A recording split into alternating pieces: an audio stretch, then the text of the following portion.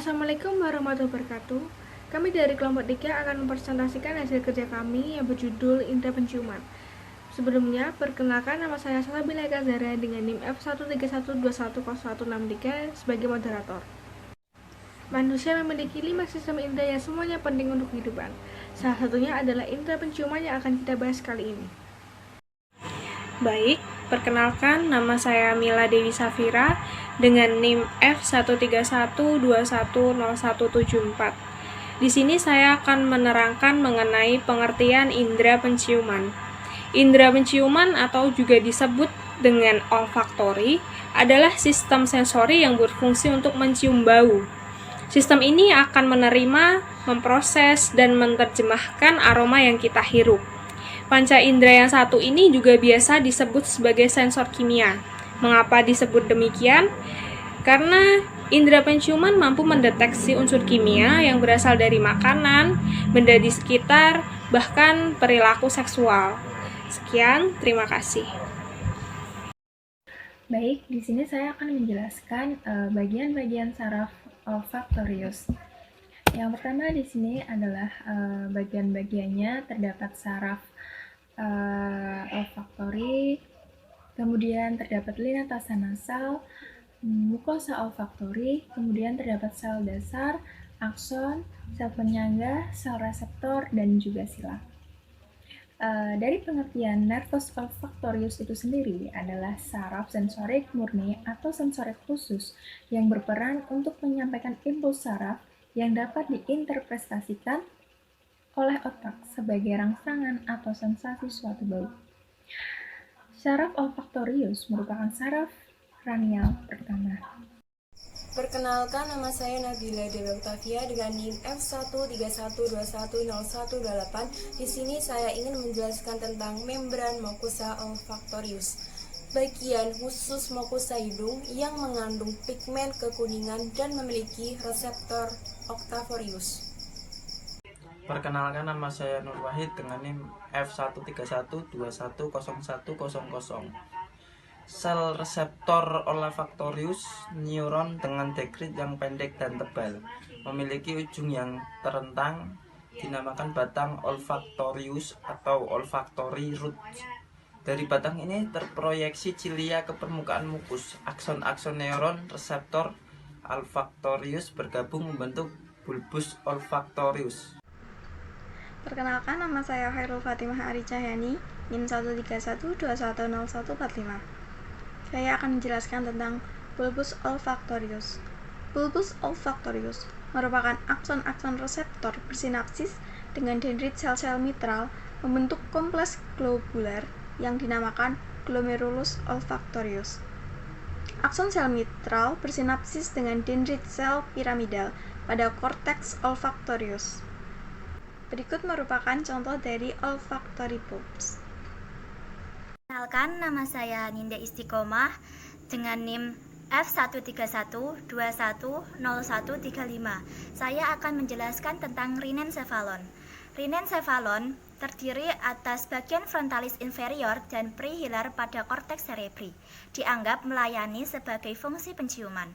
Pada mamalia, termasuk manusia, hanya sebagian kecil rinencephalon yang terkait dengan 106 penciuman. Sisanya berhubungan dengan respon emosional, insting, dan fungsi pengaturan neodoktrin yang kompleks, sehingga dinamakan lobus limbik. Pada bagian sebelah kiri terdapat bagian-bagian dalam rinencephalon. Baik, perkenalkan, nama saya Quratul Aini dengan NIM F131210109.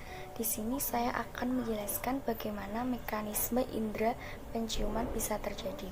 Mekanisme indera penciuman bisa terjadi dimulai saat hidung mencium aroma tertentu. Sel-sel dalam hidung yang biasa disebut dengan sel olfaktori akan memproses dan meneruskannya ke otak untuk diterjemahkan, sehingga kita dapat mengenali bau apa yang kita cium. Perkenalkan, nama saya Okta Maulina dengan NIM F131210120. Di sini saya akan menjelaskan tentang sistematika cara kerja hidung. Yang pertama adalah bau di udara pernafasan, yang kemudian masuk ke dalam rongga hidung, lalu larut dalam selaput lender, yang kemudian diterima oleh saraf pembau dan diteruskan menuju otak, kemudian terjadilah kesan bau. Perkenalkan, nama saya Salsabila Fitri Wahyuni dengan NIM F131210127. Di sini saya akan menjelaskan tentang fungsi penciuman. Fungsi utamanya yaitu mengenali dan mengidentifikasi bau yang berbeda. Penciuman dapat memberikan informasi untuk mendeteksi adanya peringatan bau bahaya dari lingkungan, serta berperan dalam pengalaman menyenangkan. Gangguan suasana hati dapat memengaruhi penciuman persepsi dengan cara yang berbeda. Hubungan erat antara penciuman dan emosi membuat bau menjadi alat yang sangat berguna untuk neuropsikologi, modalitas sensorik utama yang digunakan untuk berkomunikasi dengan lingkungan. Maka dari itu, manusia yang memiliki gangguan indera penciumannya seringkali merasa depresi. Assalamualaikum warahmatullahi wabarakatuh. Perkenalkan, nama saya Anissa Kartika Sari dengan NIM F131210173. Di sini saya akan menjelaskan tentang pertanyaan apakah indera penciuman manusia itu sebenarnya dapat terganggu atau tidak. Sama seperti sistem tubuh manusia lainnya, indera penciuman kita juga dapat berisiko mengalami gangguan kesehatan. Nah, untuk gangguan kesehatan dalam indera penciuman ini sendiri pun juga ada banyak jenisnya. Yang pertama adalah anosmia. Anosmia ini adalah gangguan indera penciuman di mana kita tidak bisa sama sekali menghirup aroma apapun secara total. Jadi seperti bau-bau menyengat, contohnya terasi, itu kita tidak bisa sama sekali menghirup aroma tersebut. Nah, anosmia ini juga menjadi salah satu gejala penyakit COVID-19, yaitu penyakit yang sedang melanda seluruh negara. Gangguan yang kedua adalah hiposima. Berbeda dengan anosmia tadi, jika anosmia kita sama sekali tidak bisa mencium bau secara total, jika anosmia ini adalah melemahnya indera penciuman kita dalam mencium suatu bau. Jadi tidak hilang secara total, namun hanya melemah saja. Yang ketiga, anosmia adalah halusinasi bau. Nah, halusinasi bau ini membuat Anda mendeteksi suatu bau yang sebenarnya tidak ada. Nah, karena kita di negara Indonesia dan mayoritas masyarakatnya percaya dengan adanya mitos, jika kita membau suatu bau yang tidak enak, mungkin akan dikaitkan dengan suatu mitos jika ada makhluk halus atau apa.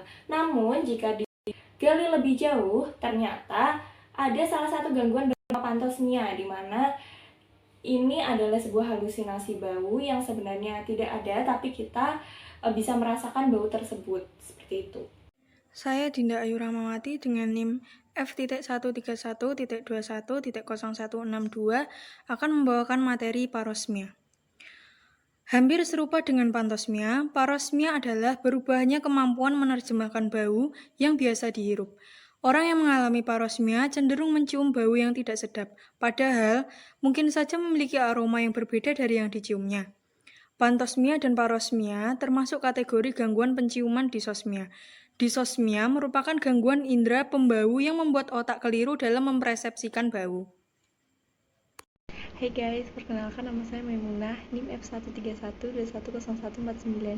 Di sini saya akan menjelaskan kelainan lain pada hidung. Yang pertama, influenza atau yang biasa kita sebut pilek, yaitu tersumbatnya saluran pernafasan yang disebabkan oleh virus influenza.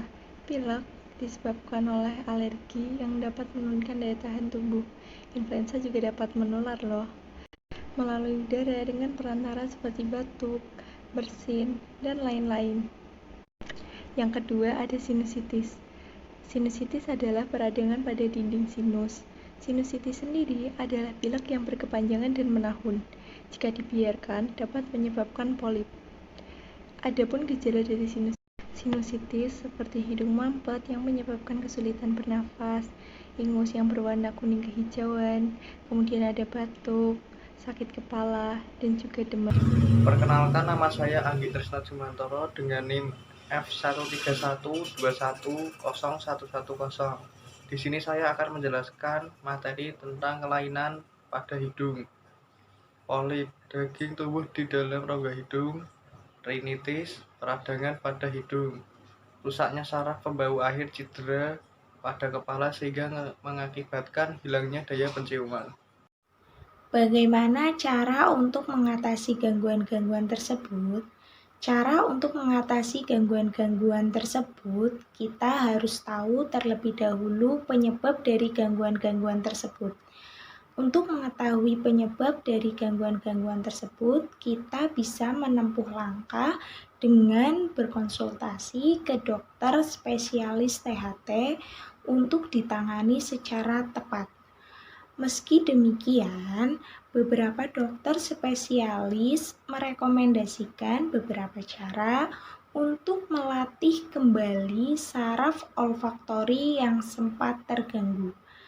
Adapun cara yang bisa ditempuh sangat mudah dan bisa dilakukan di rumah, yaitu kita bisa mencoba menghirup minyak esensial dengan aroma lemon, eukaliptus, cengkih, dan lainnya setiap hari. Perkenalkan, nama saya Pradika Orisa Setivananda, NIM F131210159. Kemudian yang terakhir adalah cara merawat hidung. Yang pertama, menghindari benturan di area hidung. Kemudian yang kedua, menutup hidung dengan sapu tangan atau masker bila berada di kawasan yang berudara kotor. Kemudian yang terakhir adalah menjaga kebersihan hidung. Sekian presentasi dari kelompok 3. Jangan lupa like, komen, dan subscribe. Terima kasih. Wassalamualaikum warahmatullahi wabarakatuh.